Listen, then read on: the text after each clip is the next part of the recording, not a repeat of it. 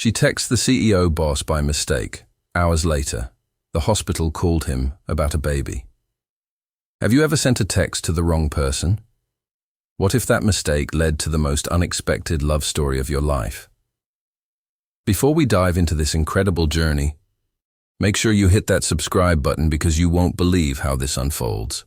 The rain hammered against the windshield as 32-year-old Rachel Morrison gripped the steering wheel, her knuckles white with tension. Another contraction ripped through her body, and she gasped, momentarily losing focus on the darkened streets of Seattle. Her phone sat in the passenger seat, the screen still glowing from the desperate message she had just sent. "I need you.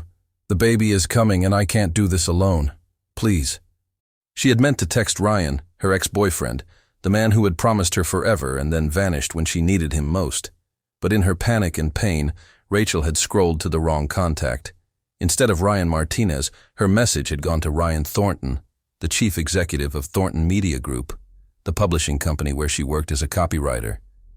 She had saved his number months ago after a company-wide directive about emergency protocols, never imagining she would need it, much less text him during the most vulnerable moment of her existence. Ryan Thornton sat in his downtown office, the city lights of Seattle twinkling below him like distant stars. At 42, he had built an empire from nothing, sacrificing personal connections for professional success. His phone buzzed on the mahogany desk, and he frowned at the unfamiliar number. The message made his breath catch. He recognized the name immediately. Rachel Morrison had joined the company nearly 9 months ago, a talented writer with a sharp mind and dedication that reminded him of his younger self. They had exchanged perhaps 20 words in person, mostly during her initial interview when he had been impressed by her thoughtful approach to storytelling. He had no idea she was pregnant.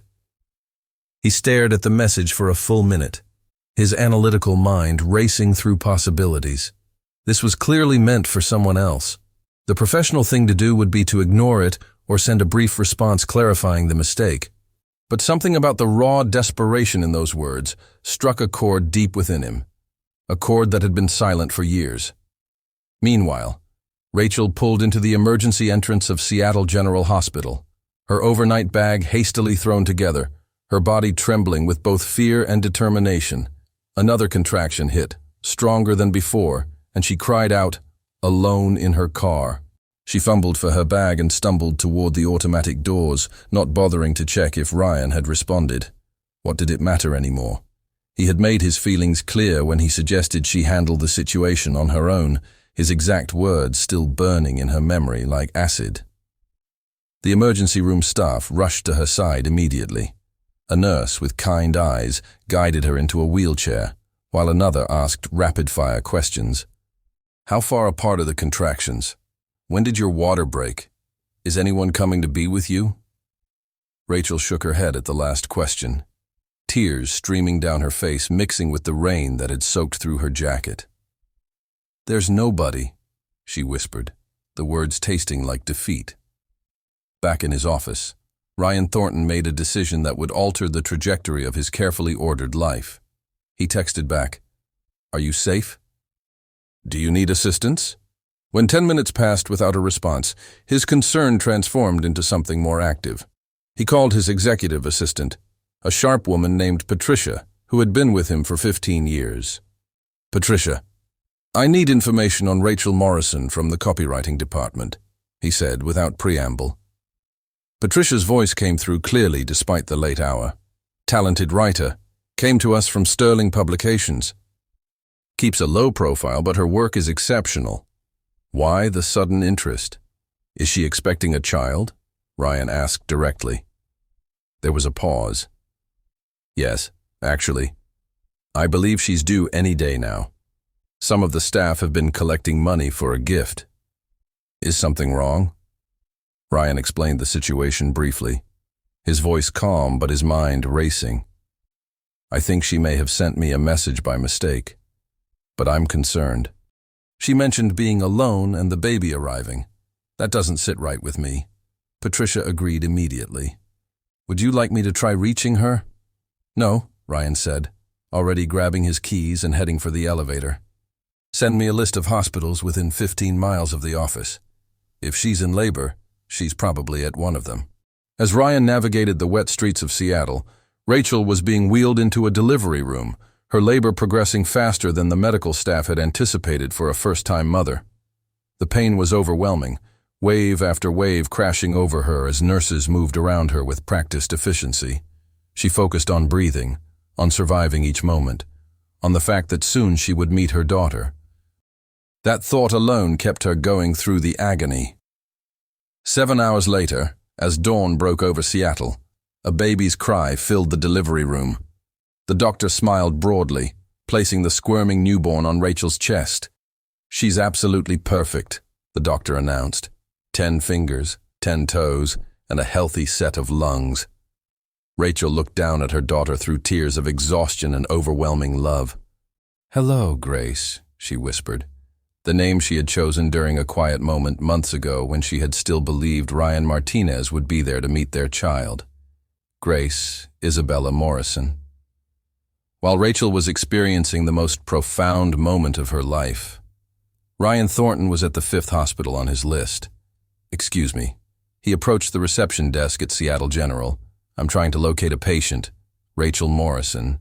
She's an employee of mine, and I received a concerning message that she might be in labor here." The receptionist typed quickly, her fingers flying across the keyboard. "Yes, Miss Morrison was admitted last night. She delivered a healthy baby girl about 45 minutes ago." The woman looked up with a warm smile. "Congratulations. You must be so relieved." Ryan didn't correct her assumption. "What room is she in?" "Room 417, but visiting hours don't start until 8, and only immediate family is allowed before then." Ryan straightened his shoulders, projecting the confidence that had carried him through countless boardroom negotiations. "I'm her emergency contact," he said smoothly, the lie coming easier than he expected. The receptionist nodded and buzzed him through. Standing outside room 417, Ryan hesitated. What was he doing? This woman was virtually a stranger. He had crossed professional boundaries, inserted himself into an intensely personal situation, and now stood outside her hospital room like some kind of guardian angel she hadn't asked for. He was about to turn away when he heard a sound from inside the room, a soft, broken sob that made his chest tighten.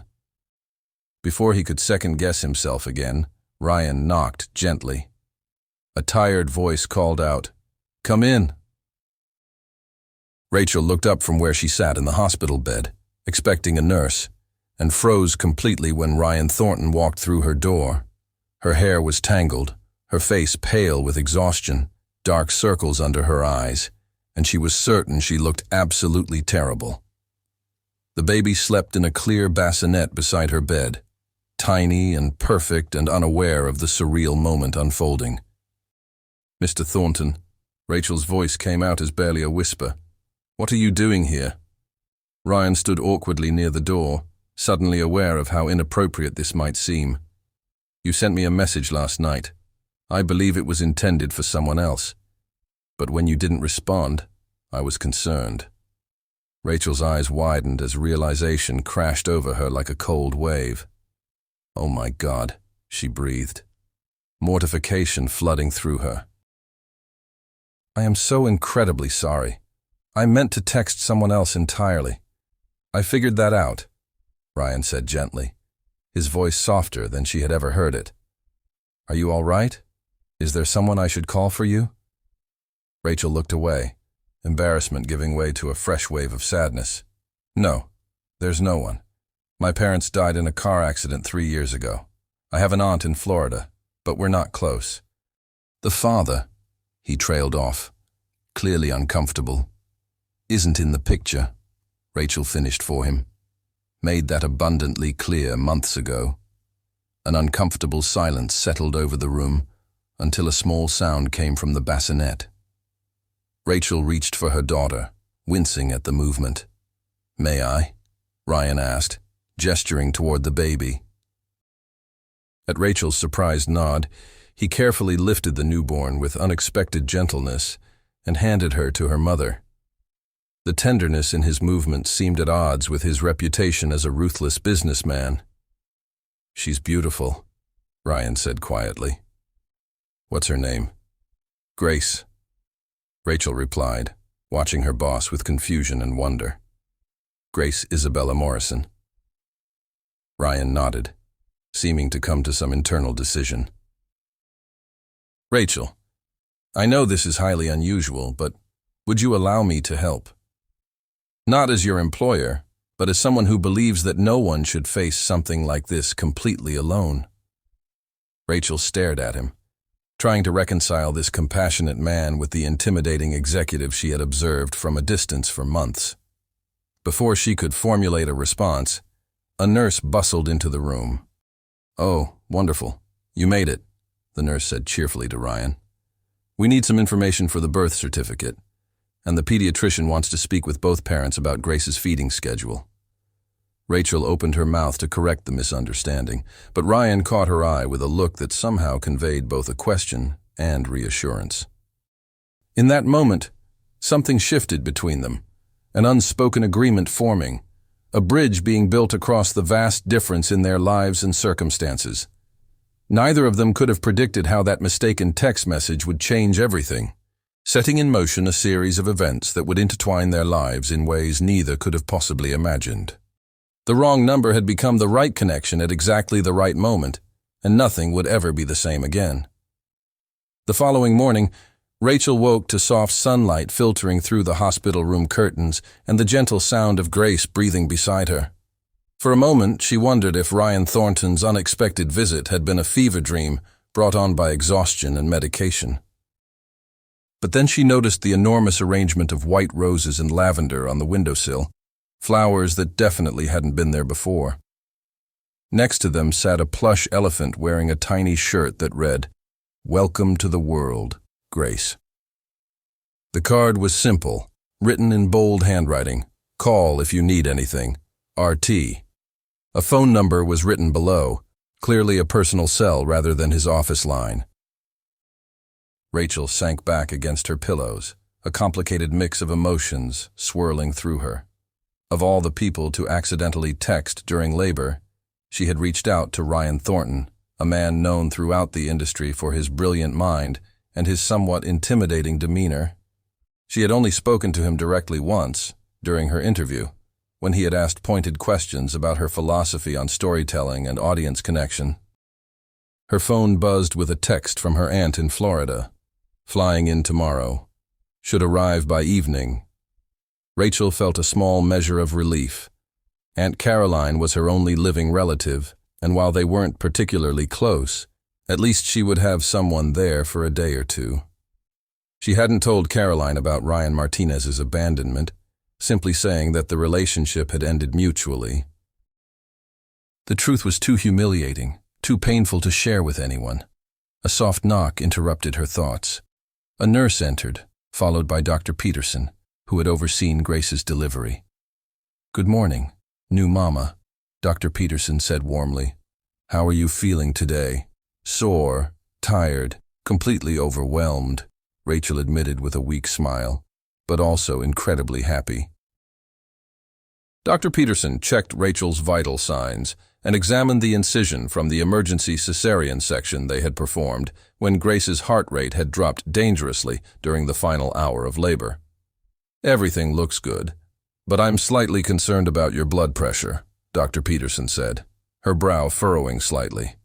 "It's still elevated, which isn't uncommon, but I'd like to keep you an extra day for observation." Rachel nodded, trying to hide the anxiety that immediately spiked. Another day meant additional costs, more bills to add to the growing pile, but Grace's health, and her own, had to come first. "Your husband seemed very concerned last night," the doctor continued. He asked detailed questions about postpartum care and what warning signs to watch for. "It's wonderful to see such an involved father." Rachel opened her mouth to correct the misunderstanding but hesitated. Explaining the complicated truth seemed exhausting, and what did it matter what the hospital staff believed? Before she could respond either way, her phone rang. Aunt Caroline calling to confirm her flight details. After the doctor left, Rachel attempted to nurse Grace, struggling to get her to latch properly. Frustration mounted with each failed attempt, and soon tears were streaming down her face. This was supposed to be natural, instinctive, so why couldn't she figure it out? Another knock came at the door. Rachel hastily wiped her eyes. "Come in." Ryan Thornton stood in the doorway, looking more casual than she had ever seen him. Instead of his usual impeccable suit, he wore dark jeans and a navy sweater. He carried a large bag and what appeared to be takeout containers. "I hope I'm not intruding," he said, his voice gentle. "I brought you some actual food. Hospital meals leave much to be desired." Rachel stared at him, acutely aware of her disheveled appearance, the tears still damp on her cheeks, her hospital gown wrinkled and stained. "You didn't have to do that," she managed to say. Ryan set the food on the rolling table and moved it closer to her bed. "It's just soup and a sandwich from Madison Street Deli. Nothing elaborate." He glanced at Grace, who was fussing against Rachel's chest. "Is everything all right?" Rachel felt her face flush with embarrassment. "I'm having trouble getting her to feed." "She won't." Fresh tears threatened to spill over. To her surprise, Ryan didn't look uncomfortable or make an excuse to leave. Instead, he calmly pulled up the visitor's chair and sat down. "My younger sister has 4 children," he said matter-of-factly.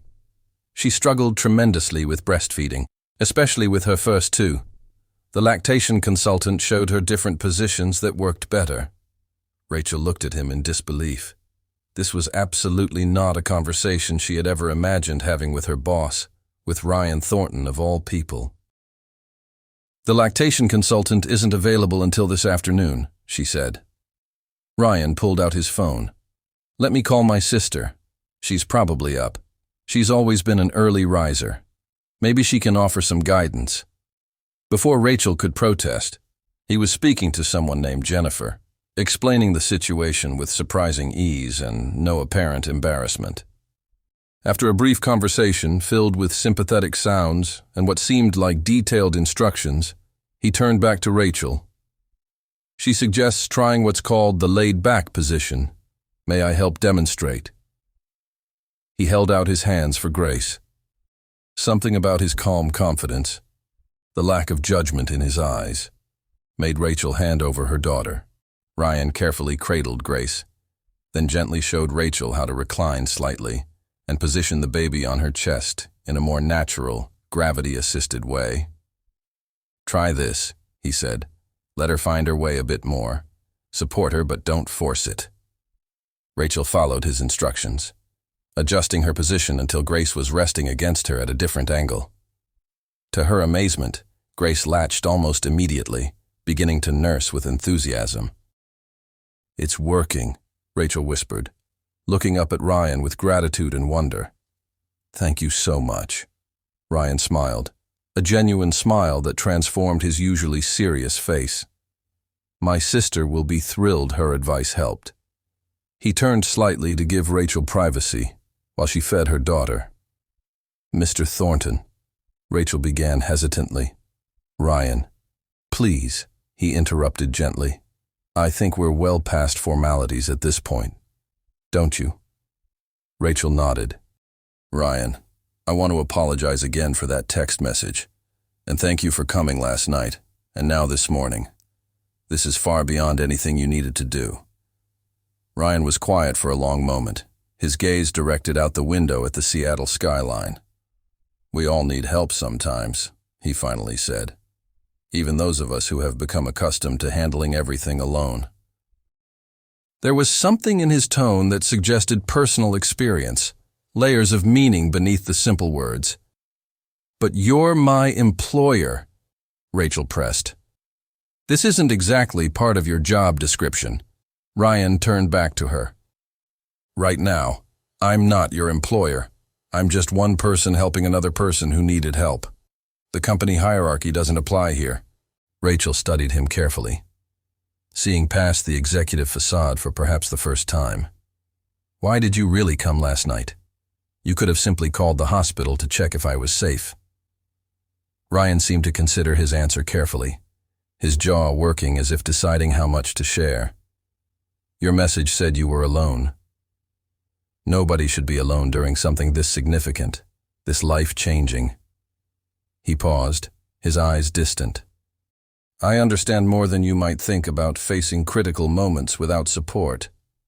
Before Rachel could ask what he meant by that cryptic statement, the door opened again. A woman in her 60s rushed in, her eyes immediately finding Rachel. "Rachel, sweetheart," she exclaimed, hurrying to the bedside before stopping short when she noticed Ryan. "Oh, I'm sorry.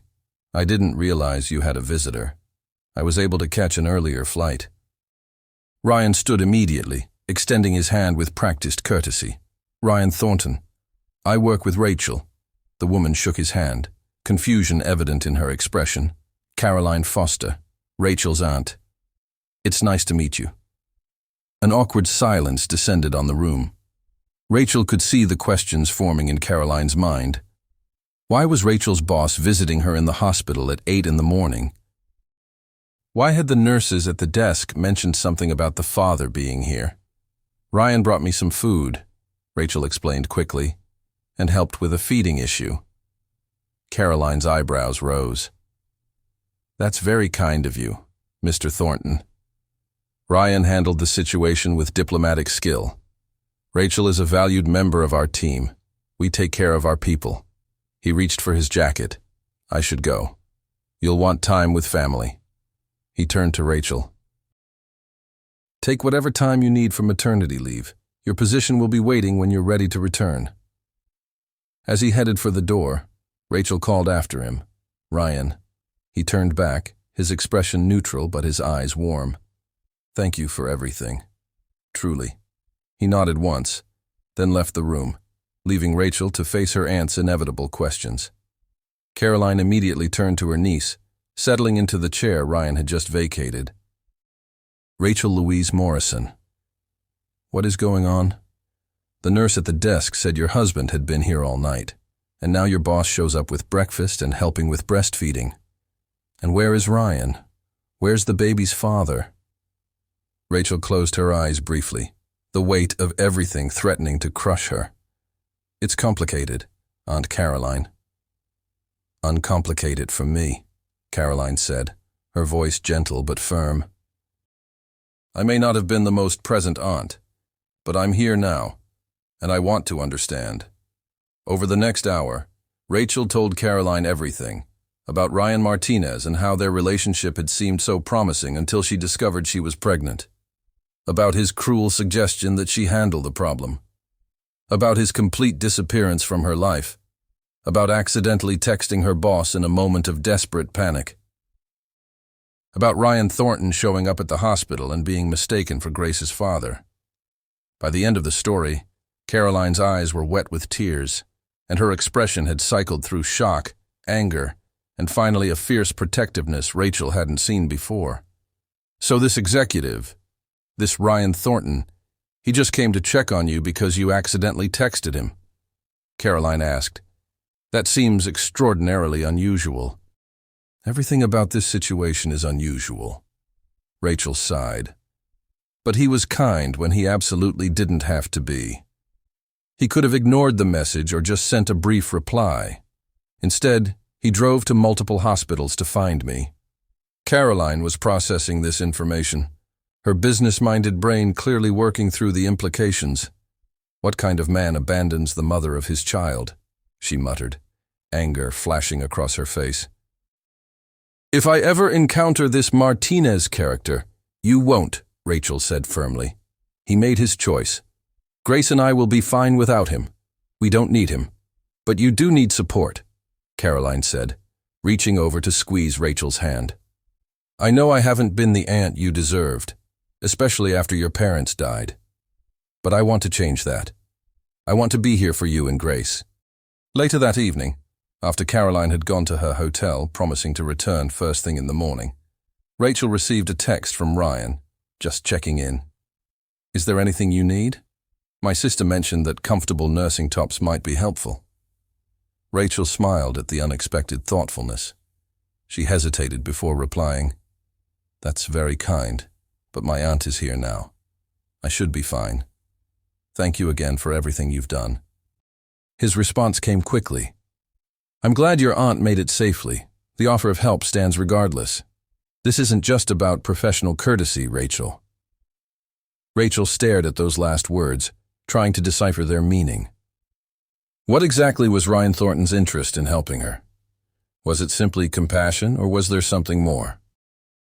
As she looked down at Grace, sleeping peacefully in the hospital bassinet, Rachel couldn't help but think about the contrast between the two men in her recent life. One who had run from responsibility and one who had run towards someone in need, even when he had no obligation whatsoever.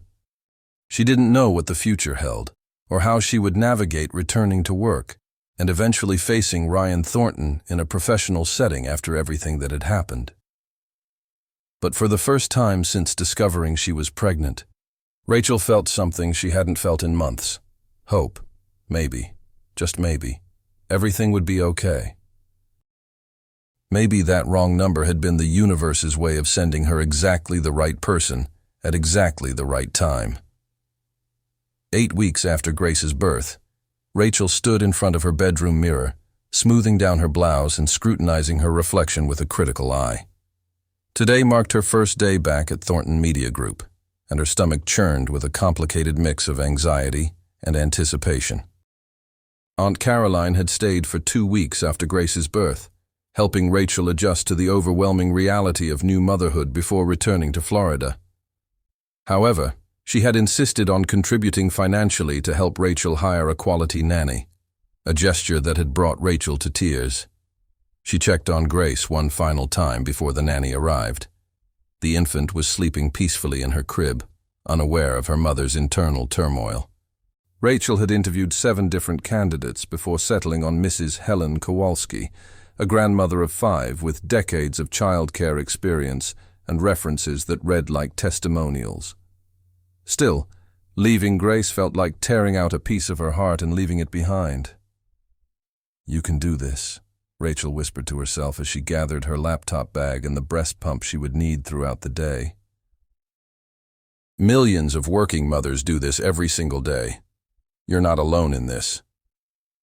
When Rachel stepped off the elevator onto the 4th floor of Thornton Media Group, several colleagues greeted her with warm smiles and genuine congratulations. Her desk had been decorated with pink balloons and a basket filled with diapers, baby wipes, and gift cards to various baby stores. The normalcy of it all was strangely comforting, as if her world hadn't completely transformed over the past few months. "Rachel, welcome back," called out Jeremy, a fellow copywriter she had become friendly with before her leave. "We've really missed you around here. How's the baby?" "She's absolutely perfect," Rachel beamed, immediately pulling out her phone to show photos of Grace. "Oh my goodness," Jeremy gushed, scrolling through the pictures. "Those eyes, and look at that smile. She's going to be a heartbreaker." Rachel glowed with pride. "Thanks. It's been quite the adjustment, but we're figuring it out day by day." Jeremy lowered his voice conspiratorially. "So, any word from the father?" Rachel tensed slightly. Few people at work knew the full story of her situation. "No, and I don't expect any at this point." Jeremy squeezed her shoulder sympathetically. His loss entirely. "You're amazing, and Grace is lucky to have you." As Rachel settled at her desk and booted up her computer, she tried not to think about the last time she had seen Ryan Thornton. He had visited the hospital once more before she was discharged, bringing a car seat that his sister had insisted was the highest safety-rated model available. The gesture had left Rachel both deeply touched and thoroughly confused about the nature of their relationship. Since then, their communication had been limited to a few professional emails about her return-to-work timeline and one brief phone call where he had asked if she needed anything and reminded her that the company had excellent benefits, including paid maternity leave. Rachel had just opened her first project file when her phone buzzed with a text from Helen, "Grace refusing bottle. Crying for 30 minutes now. Any suggestions?" A wave of panic washed over Rachel, tightening her chest. She had practiced bottle feeding extensively with Grace, but the baby had been inconsistent, sometimes taking it easily and other times refusing completely. Before she could respond, a shadow fell across her desk. Looking up, she found Ryan Thornton standing there, every bit as imposing in his charcoal suit as he had been on the day of her interview. "Welcome back, Miss Morrison," he said, his voice professionally distant. "I hope you're settling in well." "Yes, thank you, Mr. Thornton," Rachel replied quickly, turning her phone face down. "It's good to be back." Ryan nodded once. "I've adjusted your project load for the next month. You'll be working primarily on the Harrison account until you're ready for more." "I appreciate the consideration," Rachel said, genuinely surprised by the thoughtfulness. "My office at 3 o'clock to discuss your initial thoughts on the project," he said, then walked away without waiting for a response, leaving Rachel staring after him in confusion. His return to complete formality felt jarring after the personal connection they had shared in the hospital, as if those intimate moments had never happened at all. By noon, Rachel was in the small mother's room the company provided, pumping breast milk and anxiously texting with Helen, who had finally coaxed Grace into taking the bottle after nearly 2 hours of resistance. The baby was now sleeping, exhausted from her protest. Rachel felt tears stinging her eyes, blurring her vision. How was she supposed to concentrate on work when her heart was at home with her daughter, when every instinct screamed at her to leave and go comfort Grace? If you loved this story so far, make sure you're subscribed to the channel and hit that notification bell because this journey is about to get even more emotional. You won't want to miss what happens next when Rachel and Ryan finally have that conversation that's been building since the day Grace was born. At 3 o'clock sharp, Rachel knocked on Ryan's office door, her notes on the Harrison project clutched in slightly trembling hands. "Come in," his deep voice called from inside. Ryan was standing by the floor-to-ceiling windows, gazing out at downtown Seattle, the afternoon sun backlighting his tall frame. He turned as she entered, his expression unreadable. "Rachel," he said, using her first name despite their earlier formal exchange. "Please, sit down." Rachel took a seat in one of the leather chairs across from his massive desk, placing her notes carefully on the polished surface. "I've reviewed the Harrison project materials. I think the campaign would benefit from a more personal angle, focusing on individual stories rather than broad demographics." Ryan didn't move toward the desk or reach for her notes. Instead, he remained standing by the window, studying her with an intensity that made her breath catch. "You've been crying," he stated simply, not as a question but as an observation. Rachel blinked in surprise. "I'm fine, really." "You're not fine," he said quietly. "What's wrong?" The direct question, asked with what seemed like genuine concern, broke through Rachel's carefully maintained professional composure. "Grace wouldn't take the bottle this morning," she admitted, her voice catching. "She cried for 2 hours. The nanny finally got her to eat, but she trailed off, embarrassed by the display of emotion. It's harder than I expected, being away from her." Ryan's expression softened considerably. "That must be incredibly difficult." "It is what it is," Rachel said, trying to regain her composure and steer the conversation back to work. "Many working mothers deal with this challenge." "Now, about the Harrison campaign." Ryan interrupted gently. "May I speak candidly?" She nodded, uncertain where this was going. "When my sister returned to work after having her first child, she was absolutely miserable for months," he said, moving to lean against the front of his desk. "She tried to pretend everything was fine, that she could seamlessly transition back to her previous life. It nearly destroyed her mental health." Rachel swallowed hard. "What are you suggesting?" "I'm suggesting that perhaps we need to reconsider your return-to-work arrangement," Ryan said. "What if you could work from home 3 days a week? You would come in for essential meetings and collaborative sessions, but otherwise manage your projects remotely." Rachel stared at him in shock. "Is that even possible? We've never had such an arrangement in place. We've never had this specific situation before," Ryan admitted. But there's always a first time for everything. You're a talented writer, Rachel. I would rather accommodate your needs than lose your contributions to the company. Plus, he paused, it's simply the right thing to do.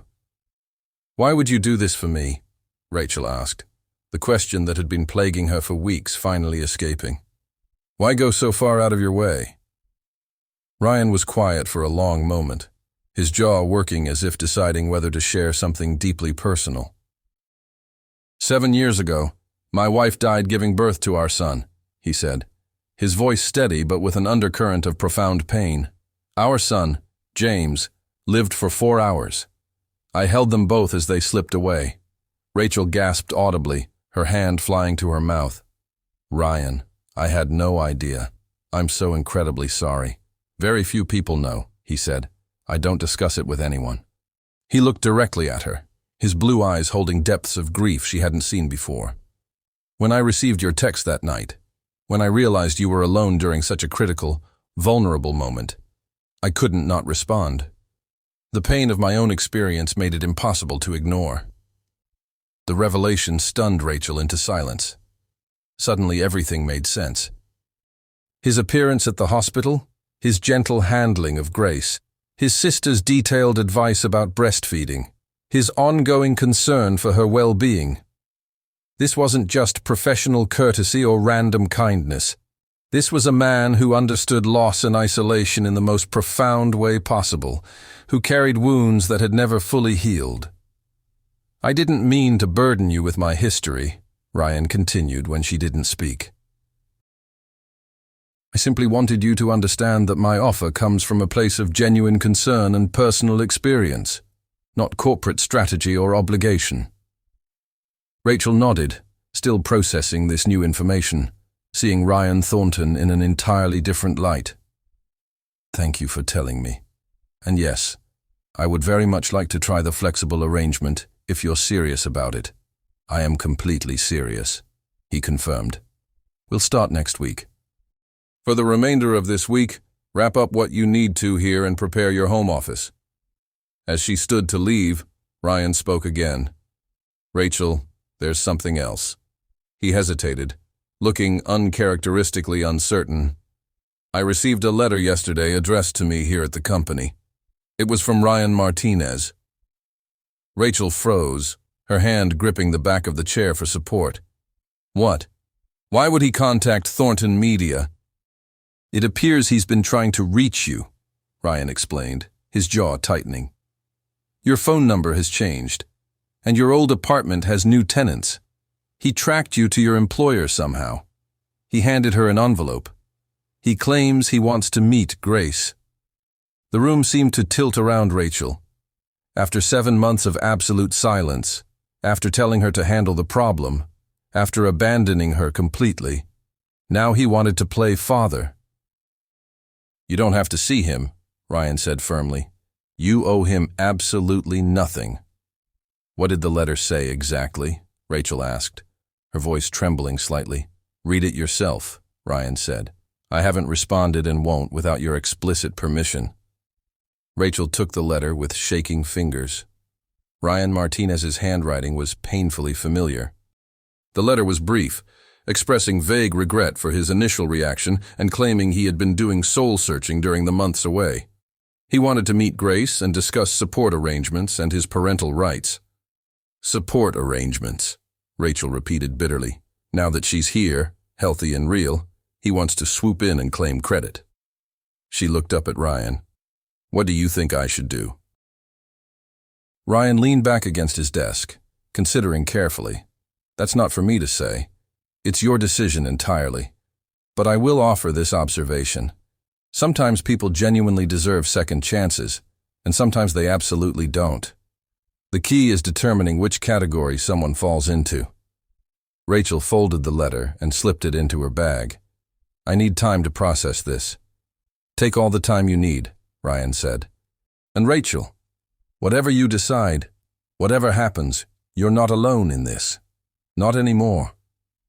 The words hung between them, heavy with meaning that went beyond professional support or casual friendship. For the first time since Grace's birth, Rachel felt a flutter of something other than anxiety or exhaustion. Something warm and unexpected that made her breath catch and her heart beat faster. That evening, as Rachel rocked Grace to sleep, her thoughts kept returning to Ryan Thornton, to his devastating revelation about his wife and son, to his unexpected kindness and unwavering support, to the man behind the intimidating executive facade.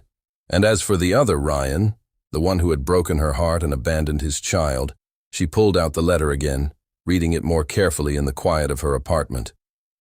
Between the lines of Ryan Martinez's carefully worded apology, Rachel sensed calculation rather than genuine remorse. He mentioned legal rights and parental obligations alongside his desire to meet Grace. The implicit threat was unmistakable. If Rachel didn't cooperate, he might pursue other avenues to insert himself into their lives, to claim rights he had forfeited through his absence. Rachel's arms tightened protectively around her sleeping daughter. How quickly and dramatically life could change. In 7 months, she had gone from a woman betrayed and utterly alone to a mother fiercely determined to protect her child, with unexpected allies standing beside her. Whatever Ryan Martinez's true motivations were, whatever challenges lay ahead, one thing was absolutely certain. Rachel Morrison was no longer facing them alone. 4 days later, Rachel sat in a quiet corner booth at Harbor View Cafe, her hands wrapped tightly around a mug of chamomile tea that had long gone cold. Across from her, Ryan Martinez fidgeted with his napkin, his once familiar face now seeming like that of a complete stranger.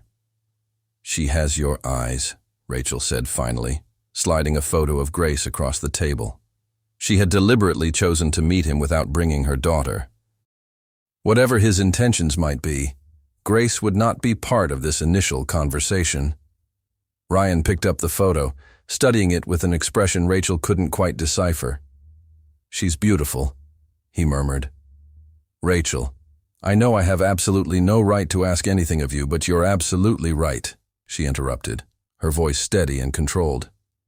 "You don't have any rights here. You forfeited them when you walked away and told me to handle the problem."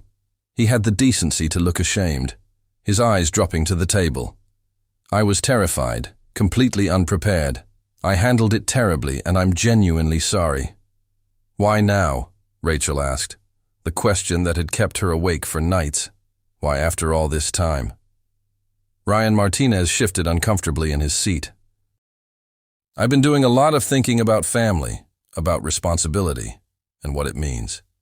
My older brother just had a kid, and seeing him with his daughter made me realize he trailed off. I realized what I was missing, what I threw away so casually." Rachel studied the man she had once thought she loved, once imagined building a future with. His explanation sounded rehearsed, hollow, lacking genuine emotion. "And the mentions of legal rights in your letter," she said, her voice taking on an edge. "Was that part of thinking about family, too?" His expression hardened slightly, a flash of something less apologetic crossing his features. "I'm Grace's biological father. I do have legal rights. Rights you forfeited when you suggested I terminate the pregnancy," Rachel reminded him, her voice cold but controlled. "Rights aren't just legal concepts, Ryan. They're earned through presence, through care, through showing up when it matters most. You did none of those things." Before he could respond, Rachel's phone buzzed with a text. She glanced down to see a message from Ryan Thornton. "Just checking in.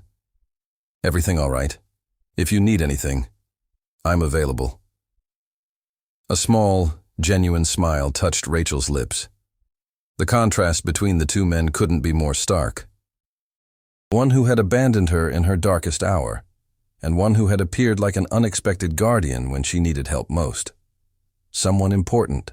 Ryan Martinez asked, noticing the change in her expression. "Yes," Rachel said simply, not elaborating. She returned her attention to him. "Look, I won't keep Grace from knowing her biological father if you're genuinely committed to being in her life, but I need to know your true intentions. No games, no manipulation, no threats hidden in lawyer speak." Ryan Martinez's carefully constructed facade cracked slightly.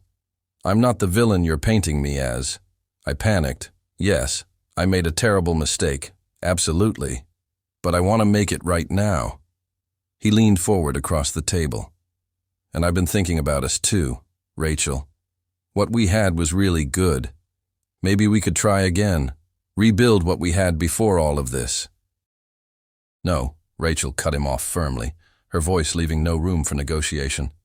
"That door is closed permanently. There's no going back." His expression darkened, a flash of something ugly crossing his face. "Is there someone else?" "That's what this is about. You've moved on already." Rachel didn't answer directly. "My only priority is Grace and her well-being. If you genuinely want to be in her life, we'll need a formal legal agreement. A clear visitation schedule, established support payments, everything documented properly through lawyers. You don't trust me," he observed, his tone accusatory. "You haven't earned trust," she replied evenly. "But I'm willing to give you the opportunity to build it slowly, for Grace's sake. She deserves the chance to know her biological father if he's truly committed to being present." After Ryan Martinez left, clearly unhappy with how the conversation had gone, Rachel remained at the cafe, her emotions swirling like a storm. She picked up her phone and texted Ryan Thornton. "Meeting finished. Could use a friend if you're available." 20 minutes later, Ryan Thornton walked through the cafe door, his tall figure immediately commanding attention even in casual weekend clothes. He spotted Rachel and made his way to her booth, sliding into the seat Ryan Martinez had just vacated. "How did it go?" he asked without preamble, his eyes searching her face with concern. Rachel recounted the conversation, watching Ryan's expression darken when she mentioned Ryan Martinez's suggestion about rekindling their romantic relationship. "And what will you do now?" Ryan asked when she finished.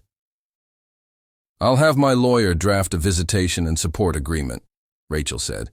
"Very limited visits at first, supervised until he proves he can be consistent and reliable. It's the fair thing to do, even if I don't trust his motivations." Ryan nodded approvingly. A sensible, measured approach. He hesitated, then added carefully, and regarding his other suggestion about trying again. Rachel met his gaze directly, unflinchingly. "As I told him, that door is closed permanently. There's no scenario where I would go back." Something shifted in Ryan's eyes, something that looked like relief mixed with something deeper, more complicated. "Rachel," he began, then stopped, seeming to search for the right words. "Over these past weeks and months, I've come to realize." He paused, looking vulnerable in a way she'd never seen. "I know," Rachel said softly, her heart pounding. "Me too." Their hands found each other across the table, a simple touch that somehow felt more intimate and meaningful than any words could express. This wasn't just friendship or professional courtesy or even gratitude. This was something real, something neither of them had been looking for but had found anyway in the most unexpected circumstances. Neither spoke for a long moment, simply holding hands across the table while the cafe buzzed with activity around them. Finally, Ryan spoke, his voice low and serious. "Rachel, I need to be completely honest with you about something. After Catherine and James died, I shut down emotionally. I threw myself into work, built walls so high that nothing could touch me. I told myself I would never allow anyone close enough to hurt me like that again." Rachel squeezed his hand gently, encouraging him to continue. "But then I received your text that night," Ryan continued. "And when I saw you in that hospital room, exhausted and alone, but so incredibly strong, holding Grace with such fierce love despite everything you'd been through, something cracked in those walls. Over these weeks, watching you navigate motherhood with such determination and grace, it's broken them down completely. I care about you, Rachel, about both of you, more than I ever expected to care about anyone again." Tears gathered in Rachel's eyes. "I care about you too," she admitted. "You've been there for us in ways I never could have imagined, never dared to hope for. But Ryan, I need to be honest too. I'm terrified. The last man I trusted, the last man I let into my heart, abandoned me when I needed him most. The thought of going through that kind of pain again, of Grace going through it, it terrifies me. I understand that fear completely, Ryan said, and I won't pressure you or rush you into anything. We can take this as slowly as you need. But I want you to know that I'm here, fully present, and I'm not going anywhere. Rachel looked into his eyes, seeing sincerity and vulnerability in something that looked very much like love. "Okay," she whispered. "Let's see where this goes, slowly and carefully." Ryan smiled, that rare, genuine smile that transformed his entire face.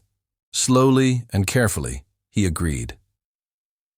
10 months later, autumn had painted Seattle in shades of amber and crimson. Rachel stood in the kitchen of Ryan's spacious home in Queen Anne, preparing dinner while Grace played in her high chair, babbling enthusiastically as she explored a set of colorful stacking cups. The sound of a key in the lock made them both look up. "Dada," Grace squealed, her favorite word, her face lighting up with pure joy. Ryan Thornton entered, his serious work expression immediately melting into warmth at the sight of them. He hung his coat carefully and crossed to Grace, lifting her into his arms with practiced ease and genuine affection. "Hello, Princess," he murmured, kissing her chubby cheek. "Did you have a good day with Mama?" Rachel watched them, her heart so full it almost hurt. The past year had brought changes and developments she never could have imagined in her wildest dreams. Ryan Martinez had maintained his monthly visits for approximately 4 months before his interest and commitment began to wane noticeably. His visits became increasingly sporadic, with elaborate excuses for cancellations. His last contact had come with news of a job opportunity in Portland and a request to modify their agreement to quarterly visits at best. Rachel had agreed, recognizing that Grace deserved consistency and presence, not a father who showed up sporadically out of obligation.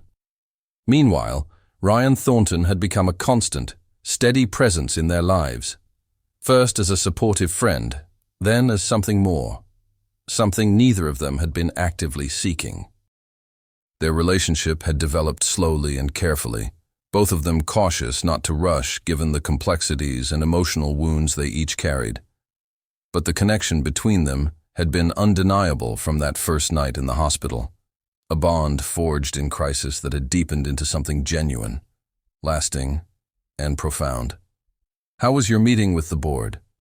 Rachel asked as Ryan came to kiss her, Grace still balanced comfortably on his hip, productive and positive. "The acquisition went through," he replied.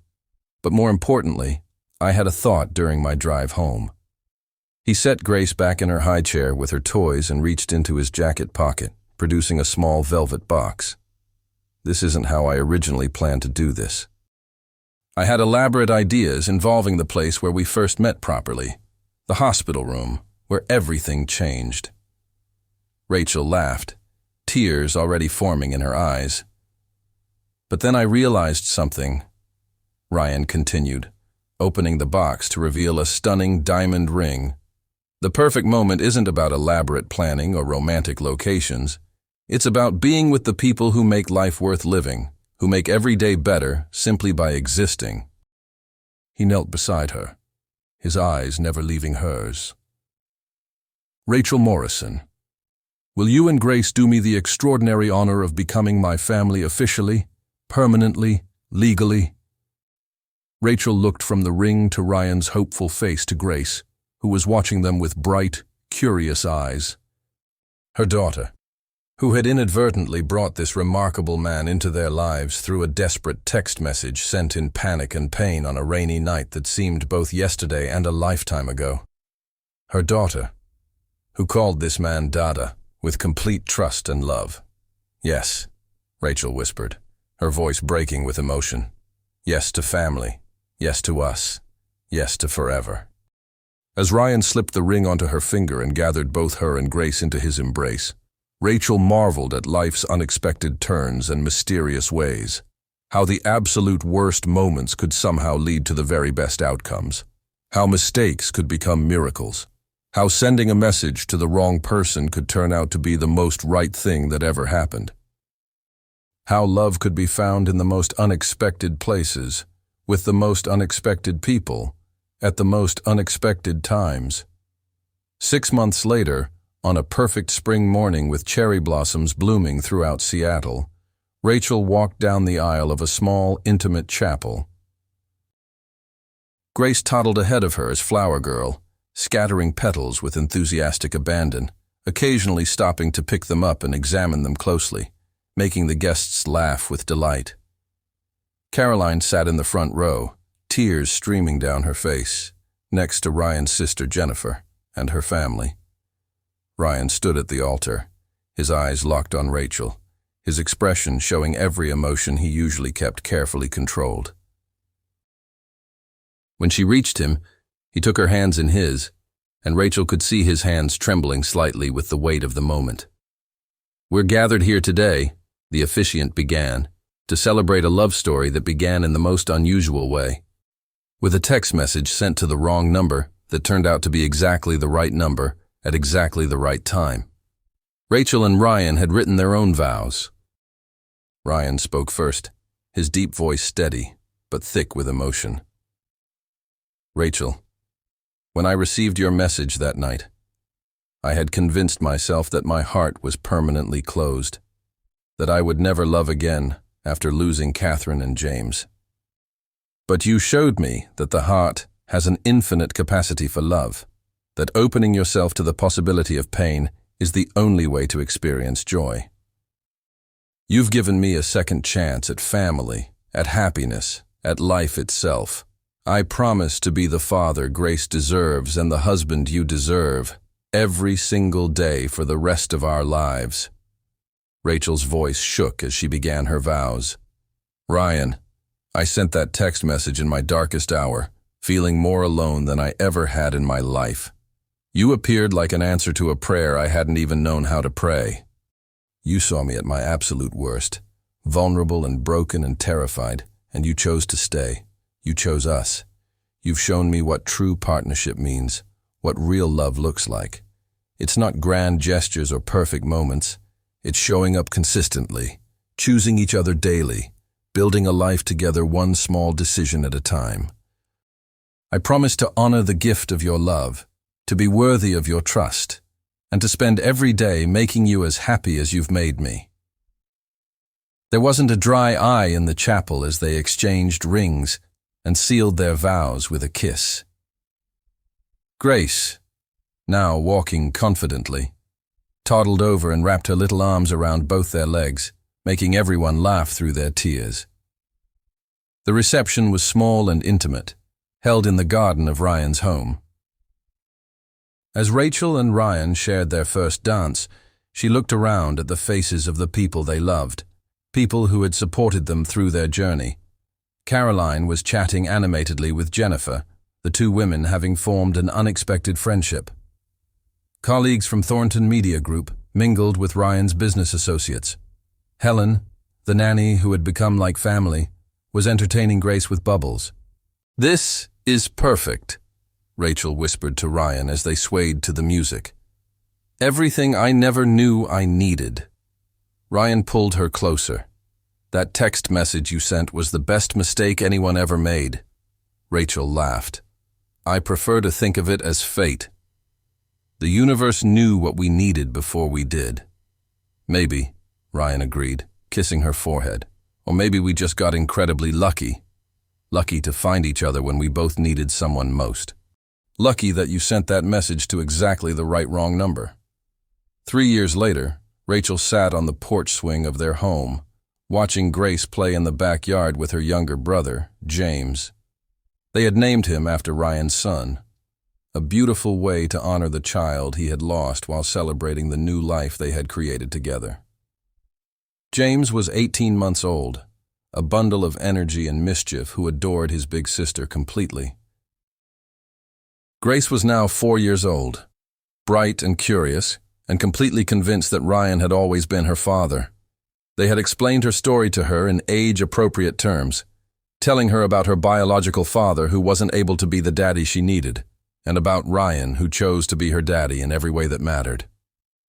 Ryan Martinez had eventually stopped visiting altogether, sending only sporadic birthday cards with generic messages.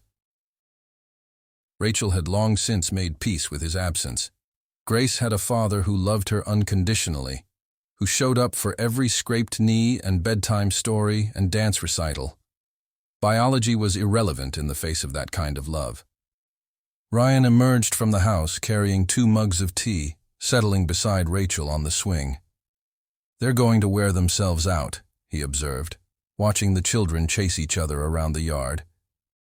"Good," Rachel laughed. "Maybe they'll actually sleep tonight." Ryan set down his mug and pulled Rachel close. "You know what today is?" Rachel thought for a moment, then smiled. 4 years since I sent that text message. 4 years since you showed up at the hospital like some kind of guardian angel." Ryan chuckled. "I was terrified that night. I had no idea what I was doing, why I was even there. I just knew I couldn't ignore that message. Couldn't leave you alone." "Best decision I ever made," Rachel said, kissing him softly.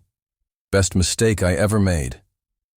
They sat in comfortable silence, watching their children play, marveling at how one panicked message sent in a moment of desperation had led to all of this.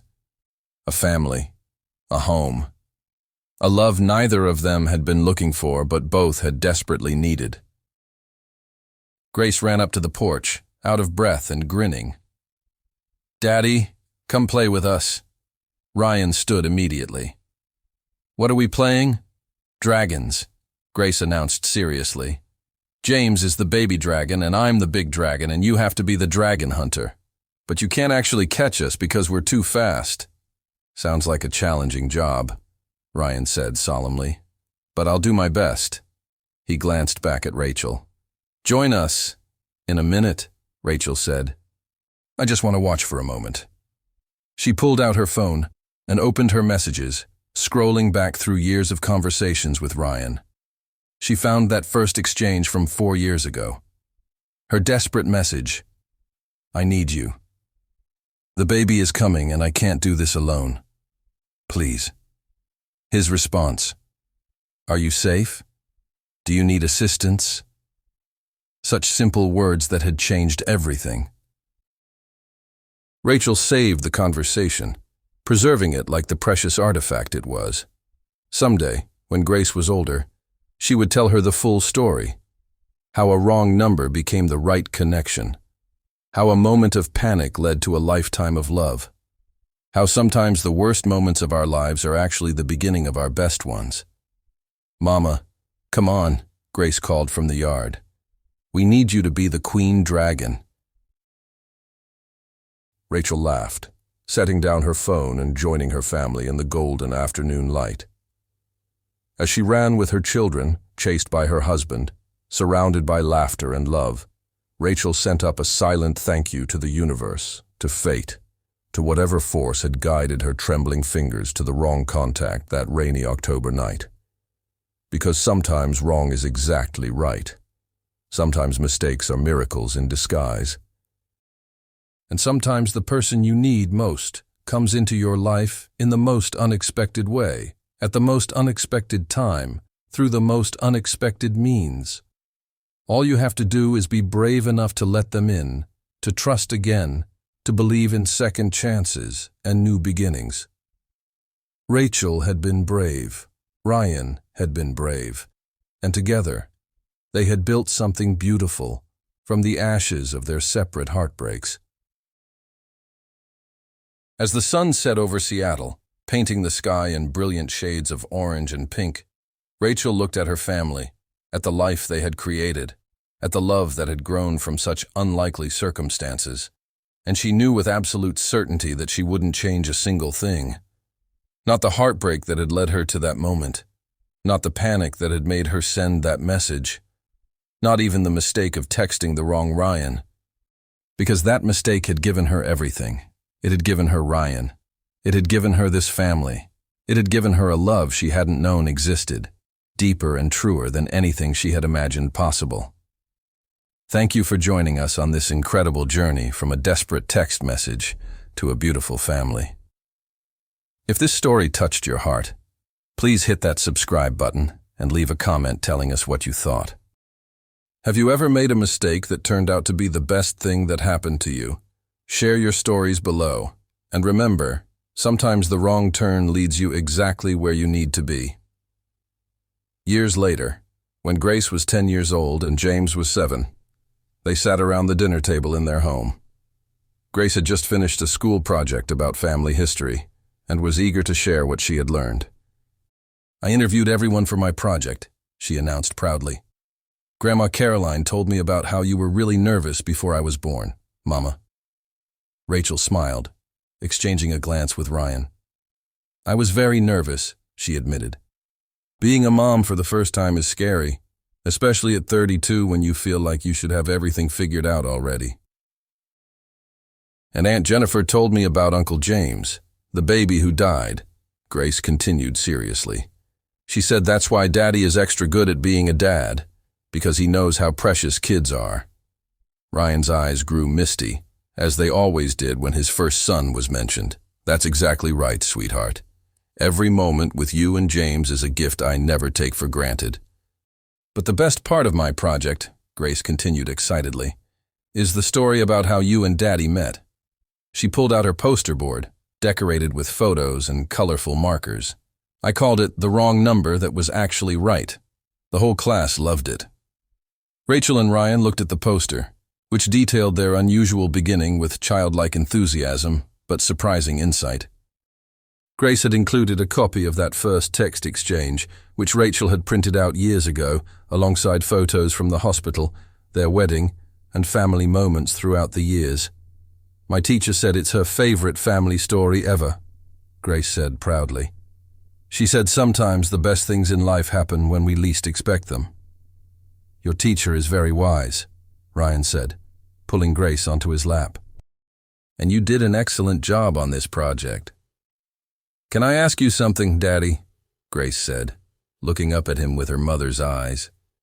"Did you know right away that you wanted to be my dad? Or did it take a while?"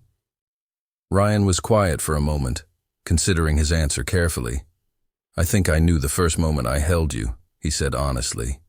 "You were so tiny and perfect, and your mama was so brave and strong, and I just felt like this was where I was supposed to be. Sometimes your heart knows things before your brain figures it out." James, who had been quietly eating his dinner, suddenly spoke up. "I'm glad Mama sent the wrong text. Otherwise we wouldn't be a family."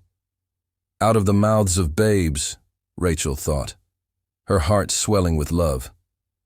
"Exactly right, little man," Ryan said, ruffling James's hair. "Sometimes mistakes are actually miracles." That night, after the children were asleep, Rachel and Ryan sat in their bedroom, looking through Grace's project together. "She really captured it, didn't she?" Rachel said softly. "The essence of our story." Ryan nodded, his arm around her shoulders. "She understands what matters. Not the complications or the difficult parts, but the love that came from them." He turned to look at Rachel. "Do you ever think about how different our lives would be if you hadn't sent that text?" "All the time," Rachel admitted. "I think about how lost I felt that night, how alone. I was 32 and felt like my life was falling apart. And then I think about everything that came after, all because of that one moment of panic." "I wouldn't change anything," Ryan said firmly. "Every difficult moment, every challenge, every fear, it all led us here. To this life, this family, these two incredible kids sleeping down the hall."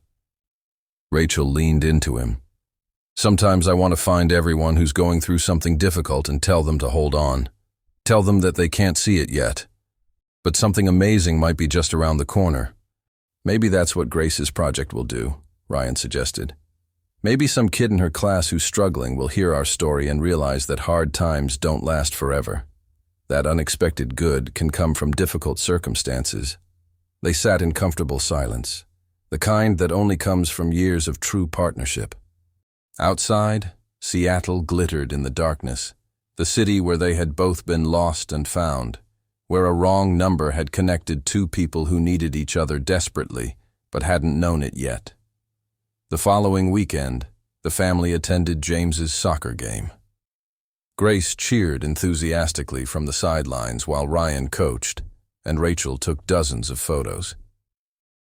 After the game, they went to their favorite ice cream shop, a Saturday tradition they had maintained for years. As they sat at an outdoor table, ice cream dripping in the summer heat, Rachel's phone buzzed with a notification. She glanced at it and froze. After years of silence, a message from Ryan Martinez. Rachel's expression must have changed because Ryan immediately noticed. "What's wrong?" he asked quietly. "It's him," Rachel said, showing Ryan the phone. "After all this time." The message was brief. "I'm back in Seattle for work. Would it be possible to see Grace? I know I have no right to ask, but I'd like to try to be part of her life if you'll allow it." Rachel felt a complex mixture of emotions: anger at his years of absence, skepticism about his sudden renewed interest, but also a small part of her that wondered if Grace deserved the opportunity to know her biological father, even if he hadn't earned the title. "What do you think?" she asked Ryan, trusting his judgment completely. Ryan was quiet for a moment, watching Grace and James laughing together over their ice cream. "I think Grace is happy, whole and secure in who she is and who her family is," he said carefully. "If you decide to allow him back into her life in some limited capacity, it won't change what we've built. But it has to be your decision, and more importantly, it should be Grace's choice." That evening, Rachel and Ryan sat down with Grace, who was now old enough to understand complex situations. They explained that her biological father wanted to meet her, but that the decision was ultimately hers to make. "I already have a daddy," Grace said matter-of-factly. "But I guess it would be okay to meet him, just to see what he's like. He might be nice even if he wasn't ready to be a dad before." Her wisdom and emotional intelligence astounded Rachel. "When did you get so wise, sweetheart?" "From you and Daddy," Grace said simply. "You always say people can grow and change, and everyone deserves kindness even when they make mistakes." 2 weeks later, Rachel and Ryan accompanied Grace to a supervised meeting with Ryan Martinez at a neutral location, a family-friendly restaurant with an outdoor play area. Ryan Martinez had aged in the years since Rachel had last seen him, lines around his eyes suggesting he had lived through his own struggles. "Grace," he said, his voice thick with emotion when he saw her. "You're so grown up, so beautiful." "Hi," Grace said politely, but without the warmth she showed her true father. "Mama said you wanted to meet me." "I did. Very much," Ryan Martinez said. "I know I haven't been around, and I'm sorry for that. I made a lot of mistakes when you were born." "It's okay," Grace said with the casual forgiveness of children. "Everybody makes mistakes. My daddy says what matters is what you do after the mistake." Ryan Martinez glanced at Ryan Thornton, who stood protectively nearby with his hand on Rachel's shoulder. "You're very lucky to have such a good family," he said to Grace, and there was genuine sincerity in his voice. "I am," Grace agreed. "I have the best mama and daddy and my brother James and Grandma Caroline and Aunt Jennifer and everyone." The meeting was brief and somewhat awkward, but Grace handled it with remarkable maturity. Afterward, as they drove home, she was quiet and thoughtful. "What are you thinking, sweetheart?" Rachel asked from the front seat. "I'm thinking that he seems nice, but he's not my daddy," Grace said. "He's just Ryan, someone I met. Is that okay?" "That's perfectly okay," Ryan assured her. "You get to decide what relationship, if any, you want to have with him. There's no pressure." "Okay," Grace said, seeming relieved. "Can we go home now? I want to show James my new drawing." As they drove through Seattle, Rachel reached over and squeezed Ryan's hand. "Thank you," she whispered. "For what?" he asked. "For being exactly who you are," she said. "For showing our daughter what a real father looks like. So she knows the difference." Ryan brought her hand to his lips and kissed it gently. She knows because she has an incredible mother who taught her about love and strength and resilience. We did this together. That night, after the children were asleep, Rachel stood in the doorway of Grace's room, watching her daughter sleep peacefully. Ryan came up behind her, wrapping his arms around her waist. "She's okay," he murmured.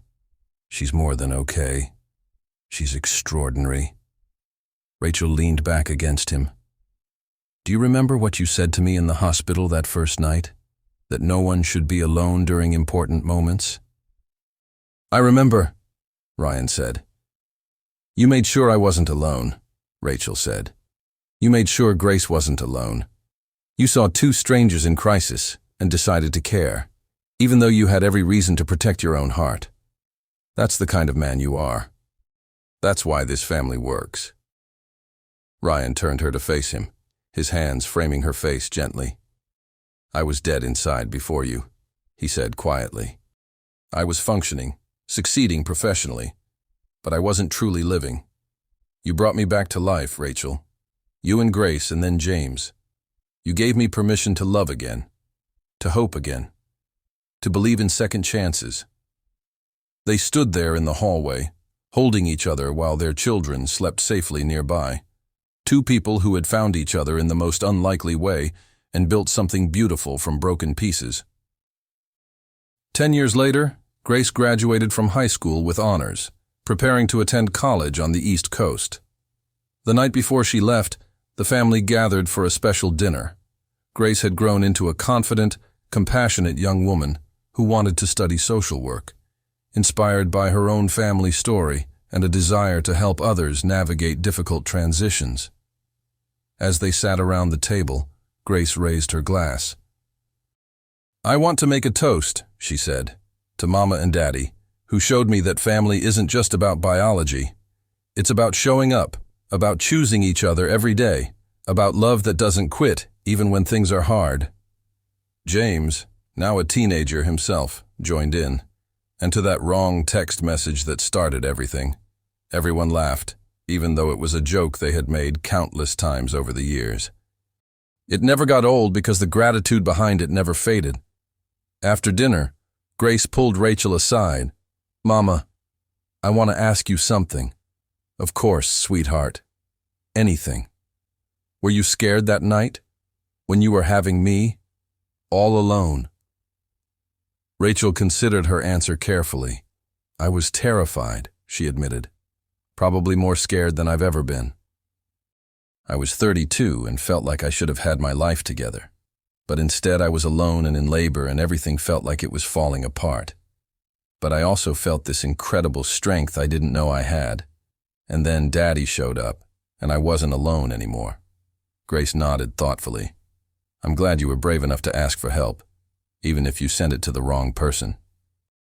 "Sometimes asking for help is the bravest thing we can do," Rachel said. "And sometimes the universe answers in ways we never expected." That night, Rachel and Ryan stood in Grace's doorway one last time before she left for college, watching her sleep as they had done thousands of times over the years. "She's going to do amazing things," Ryan whispered. "I know," Rachel agreed. "We raised her well." "We certainly did," Ryan said, pulling Rachel close. "And we still have James to get through high school. Ready for round 2?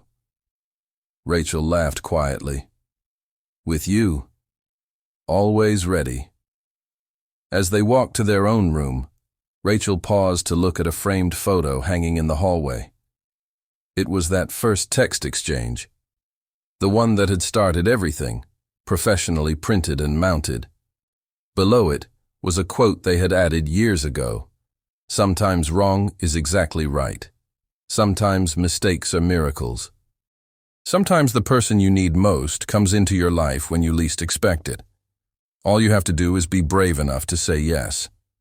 Before we close out this incredible journey, I want to thank each and every one of you for being here, for investing your time in Rachel and Ryan's story.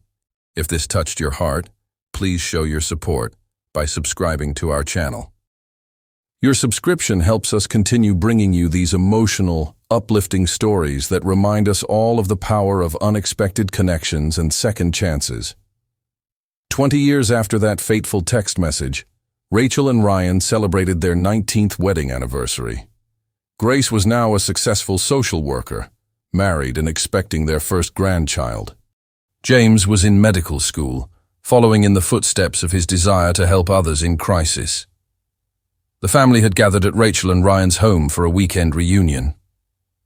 As they sat around the fire pit in the backyard, Grace's husband asked the question that new family members always eventually asked. "So I've heard the story of how you two met, but I have to know. Do you ever wonder what would have happened if Rachel had sent that text to the right person instead?" The table fell silent as everyone turned to Rachel and Ryan. Ryan spoke first, his voice warm with certainty. Not for a second. Everything happened exactly as it was supposed to. If Rachel had reached her ex that night, we wouldn't have this family, these memories, this life. I got to be Grace's father from the very beginning when it mattered most. I wouldn't trade that for anything. Rachel nodded in agreement. I used to think about it sometimes in the early days, she admitted. But now I see it so clearly. That text going to Ryan wasn't a mistake. It was fate, destiny, the universe correcting course. I was supposed to send it to him. We were supposed to find each other that way. Grace smiled at her parents. I told my entire therapy group about your story last month, she said. We were discussing how the worst moments of our lives can lead to transformation. Your story is the perfect example. Out of crisis came love, family, everything. James raised his glass. To wrong numbers that are actually right numbers. To mistakes that are miracles. To parents who showed us that family is built through choice and commitment and showing up, not just biology. Everyone raised their glasses, echoing the sentiment. As the evening wore on and family members drifted inside, Rachel and Ryan remained by the fire, holding hands as they had done countless times over the past 2 decades. Do you remember what you said to me that first night in the hospital? Rachel asked. About how no one should be alone. I remember every word of that conversation, Ryan said. It changed my life. Mine too, Rachel said. You saved me that night, Ryan. Not just by showing up, but by seeing me, truly seeing me at my most vulnerable and choosing to stay. You saved me too, Ryan said. I just didn't realize it yet. I thought I was helping you, but really, you were bringing me back to life.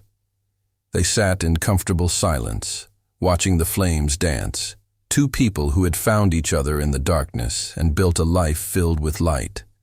The wrong number had become the right connection. The mistake had become a miracle. The desperate text, sent in panic, had become the foundation of a love story that had now spanned 2 decades and would continue for decades more. As the fire burned down to embers, Rachel leaned her head on Ryan's shoulder. Thank you, she whispered. For what? Ryan asked, though he asked this question every time she thanked him, and she always had the same answer. For everything. For showing up that night, for staying, for loving Grace as your own from the very first moment, for building this beautiful life with me, for being the kind of man who sees someone in crisis and runs toward them instead of away. Ryan kissed the top of her head. Thank you for sending that text to the wrong number, for being brave enough to ask for help, for letting me into your life and Grace's life, for giving me James, for showing me that hearts can heal and love can bloom even in the darkest moments. They sat there under the stars, 2 souls who had found each other when they both needed saving, who had built a family and a life from the most unlikely beginning. And somewhere in the universe, fate smiled, knowing that sometimes the wrong number is actually the right number. Sometimes mistakes are miracles waiting to unfold. Sometimes the most beautiful love stories begin with a desperate text message sent to a stranger who becomes everything. And sometimes, just sometimes, when you're brave enough to reach out in your darkest hour, the universe sends exactly who you need, exactly when you need them. in exactly the way you never expected. Thank you so much for staying until the very end of this journey. If Rachel and Ryan's story moved you, if it reminded you that hope can emerge from the darkest moments and love can find us when we least expect it, please take a moment to subscribe to our channel and hit that notification bell.